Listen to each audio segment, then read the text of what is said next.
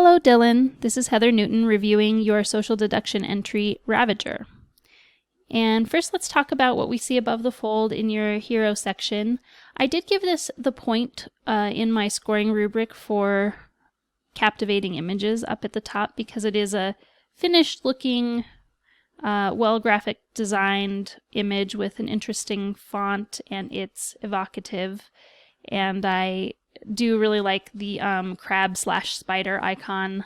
And I remember somewhere I saw it was like, is this a crab or a spider? It says on the card. And you're just going to have to check it out to know, right? I'm guessing crab. My official guess is crab. But anyway, the image, though, that you have, though I didn't dock points for it, I do think there's room for improvement here, that you have the exact same image in both of these spots, whereas this image is designed to lay over the top of the larger image.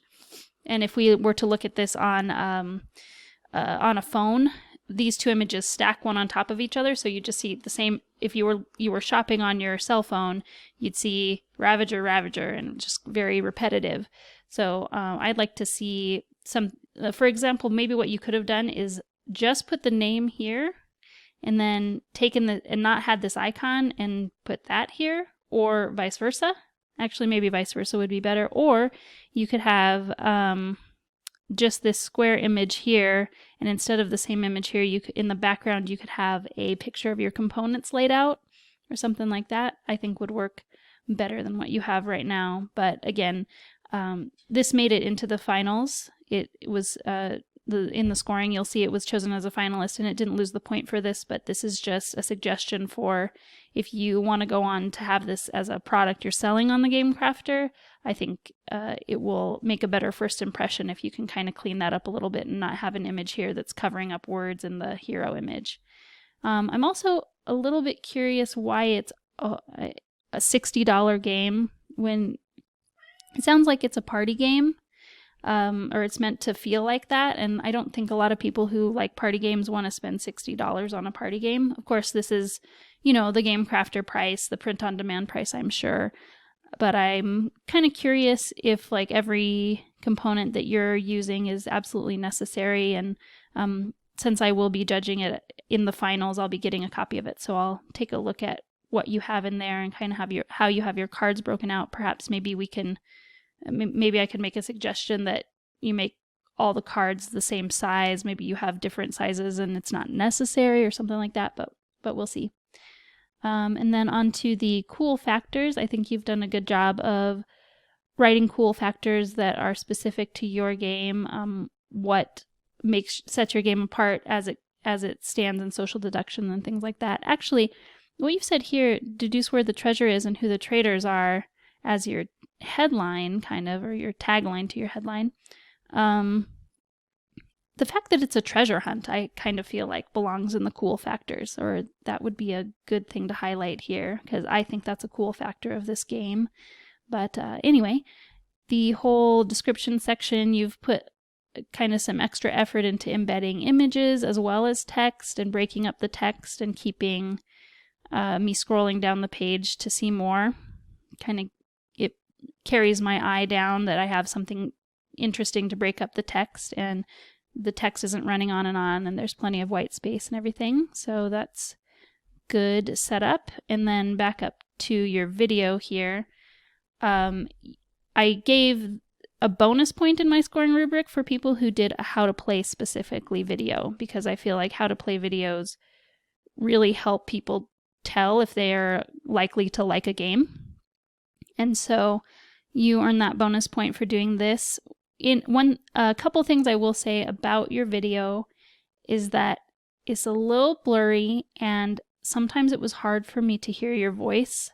And I think I'm not sure how you're editing or what you're doing, but potentially if you could get a lapel mic to attach to your phone next time you're making a video like this, so the microphone can be close to your mouth, and then we'll hear you better. Or if you happen to have Adobe Creative Suite, you could use Adobe Audition to bump up the sound of your voice so that I could hear you a little better. And also for the blurriness, potentially if you're using your phone to record video, it might be, some of the blurriness might be caused by if there's like oil, like smudges on your camera lens. So try to remember to just right before you record something that you're going to be posting online to take the corner of your shirt and just wipe off the lens of your camera on your phone, and that will potentially make for a little bit of improvement on your video quality. So anyway, but yeah, very above and beyond to even have a video at all. Those are just some tips to make the next one a little more crisp and clear, easy to follow and understand. Now let's look at so we've got a small stout box, so you don't have a giant box. I can see since it's a small stout box, I know you've tried to keep the packaging small and tight so it won't add too much to the price. I see you added the name on all the sides, so if the box was on the shelf, I could see, no matter which side is sticking out, I could see which game it is. You've even got the breakdown of players and time and age and everything on the side, which I think is really convenient to have at least on some sides. Makes sense that you don't have it on every side because it can be hard to fit, but just once I pull it off the shelf and I glance around the edges, that's my usual way of going, oh, how many people can play this game? Grab it off the shelf real quick and glance, and it's great that it's like quick to find, even if it's not on every single side. Oh yeah, this digital timer. That's why it's so expensive. I don't know if that's necessary. I think I would rather not definitely have to pay for the digital timer in a game kit, because I have a phone and it has a timer, and I also kind of, I don't know, I can't remember why you wouldn't have done a sand timer if anything, but yeah, I mean, or I could you could mention on the shop page, hey, if you want to have a dedicated digital timer for that, you can go just buy that part from the game crafter, because I don't want to, this is kind of a piece of junk that I don't need in my life, for me personally, so I don't want to have to buy it just to get the game. But anyway, so that's something I might recommend. I'd remove that as a part from this product, especially if you were wanting to market and sell it yourself. And your action shots here are the kind of thing I want to see, all the parts laid out and photographs of those. I think you did put in the rules, and I don't see, this is moving automatically, like where these are automatically moving. I guess your idea is just to kind of point out, hey, they're cool looking, they look like a treasure map, and not expect people to read them and maybe get them to want to download the whole rule sheet. But I think that they're not gonna want to download the rule sheet based on the rule sheet being pretty, but they're gonna want to download it based on the fact that the idea of the game seems cool, and so they want to know more about how you actually play it. And I also know it seems really unique. When I've looked at the shop page and everything, I've been really intrigued how are you making this the setup of this sort of puzzle work. I'm very curious to see that. It's part of the reason I'm excited to see it as a finalist and see how it plays out. But let's go over to the actual rules now, where they're not moving and we can read them and see them. But yeah, great graphic design, very thematic, and good layout here where I can see all the parts. And this is a good hack, that you're using. Ideally, you want a graphic design layout of all the different components and label them and everything. But if you don't have that, this is a great stand-in to just take a photograph and label it with letters to help with the setup diagram. I'm pretty sure you have a components list. Do not remember off the top of my head from the last time I looked at this, but anyway, one thing to really note and point out about your rules is that you did follow the suggestion of my bonus point to have thematic text to help teach the game that you could be reading as you teach the game, and I look forward to trying that out. You're not exactly saying specifically in the rules, hey, person teaching the game, read these. Read these things that are italicized. But the way they're italicized does draw it out that it's kind of, it's a commentary on it, and it's really cool and evocative, so I think it would draw people to think it might be cool to read it.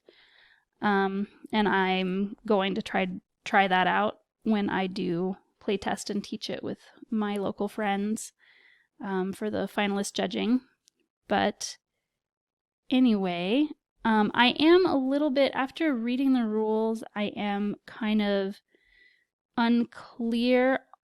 It's hard for me to visualize exactly how this whole puzzle works, but I think part of the problem is that I don't have the components in my hand. So I'm hoping that when I have them in my hands and I'm reading the rules while looking at the components, that it will make sense, but we'll see how that all goes. And this idea of playing multiple games, I'm not sure that I would do that as intended. I don't know if I'd want to play the same thing 5 times in a row. I guess that might be a personal preference of mine. I get tired of repetition in like any party game that people want to play 5 times in a row. I'm usually pretty done by like the 3rd time, but we'll see how it goes. What I do like about this though is that it doesn't absolutely require me to play it 5 times. It's just, it has a way to keep it engaging if we play it 5 times by giving a coin to the person who wins each time, right? And then those points building up over multiple plays. So I would kind of take that as, now I would rather see it not be it's suggested that you do play it multiple times, but more like, if you want to play it multiple times, this is how you do that. I feel like it already is that. It's just a wording thing or a presentation thing in the way you're saying it in the rules. Yeah, I'm really intrigued by the whole theme and idea, and I think you'll probably be the only one earning that bonus point for a thematic way of teaching the game, something that draws people into the story while they're actually learning the game, and sets them in a character to get them involved in the story. So again, you are a finalist, and I congratulate you into getting to the end, and I'm looking forward to playing it. Hey there, thanks for watching. Be sure to check the description for more information and links to helpful resources. Some links will give me a commission if you choose to buy, and I sure do appreciate the support. Thanks again, and see you in the next video.